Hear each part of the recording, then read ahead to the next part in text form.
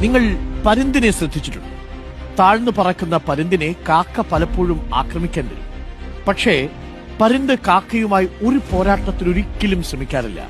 മിക്കവാറും അത് കാക്കയും വഹിച്ച് മുകളിലേക്ക് പറക്കും. വളരെ ഉയരത്തിലെത്തുമ്പോൾ കാക്കയ്ക്ക് ശ്വാസമെടുക്കാൻ പറ്റാത്ത സ്ഥിതി വരും. അങ്ങനെ പിടിച്ചു നിൽക്കാനാവാതെ കാക്ക താഴേക്ക് വീഴും. ഇവിടെ പരുന്ത് നമുക്ക് നൽകുന്നൊരു പാഠമുണ്ട്. നെഗറ്റീവായ മനുഷ്യരോട് പകരം വീട്ടി മത്സരിക്കേണ്ടതേയില്ല. അങ്ങനെ പകരം വീട്ടി മത്സരിക്കാൻ നിങ്ങൾ നിന്നാൽ എന്ത് സംഭവിക്കും?